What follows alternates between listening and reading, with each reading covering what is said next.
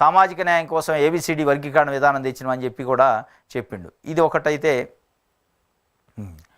ఊరూరా ఏడిపించారట పెన్షన్ల పేరుతోని. నిన్న ఆగస్టు 1 పెన్షన్ల పంపిణీ కార్యక్రమం అయింది. ముఖ్యమంత్రి మడకశిర నియోజకవర్గంలోనే పంచిండు. దాని సందర్భంగా మాట్లాడి అయితే సాక్షి పేపరు కొన్ని రిపోర్ట్ చేసింది. ఊరూరా ఏడిపించాను. కూటమి పార్టీల నేతల ఆగడాలు సామాజిక పింఛన్లదారులు కన్నీళ్లు తెప్పిస్తున్నాయి. పార్టీ ముసుగేస్తూ వేధింపులకు గురి చేస్తున్నారు. ఉన్నట్టుండి పింఛన్ రద్దు చేసి ఓ దివ్యాంగుడి ఆత్మహత్యాయత్నానికి కారణమయ్యారు. జెండాలు కట్టుకొని టీడీపీలను కొనసాగుతామని ప్రమాణం చేస్తేనే పెన్షన్ డబ్బులు ఇస్తామంటూ షరతు పెడుతున్నారు.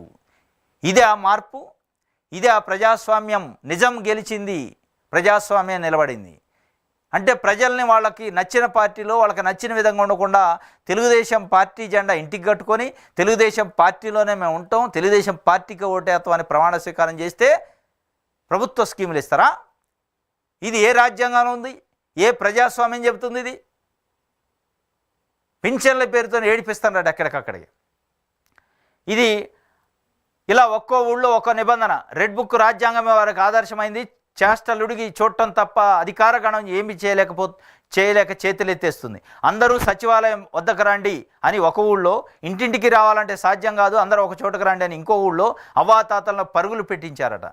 ఇది విజనరీ పాలనలో ఇంటింటికి పెంచినట్టు ఇదేనా మరి అని అడుగుతుంది.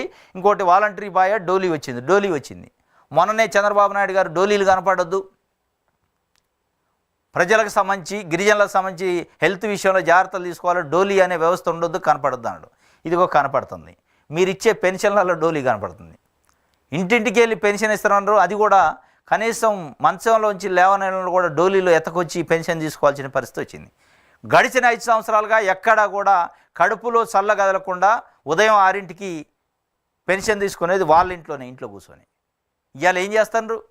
డాంబికాలు చెప్పి మాటలు చెప్పి వాళ్ళని ఆఫీసులు చుట్టూ తిప్పటం, రచ్చబండ కాడికి పిలవటం, డోలీలలో మోసపోయే పరిస్థితి తీసుకొచ్చారు. ఇది ఇలా ప్రజలు అనుభవిస్తున్న ఇబ్బందులు, ప్రజలు ఎదుర్కొంటున్న సమస్య. దీనిపైన మరి ప్రభుత్వం ఏం చేద్దో చూడాలి.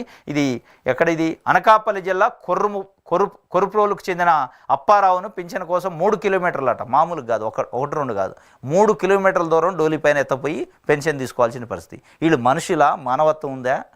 ఏం చేస్తున్నారు?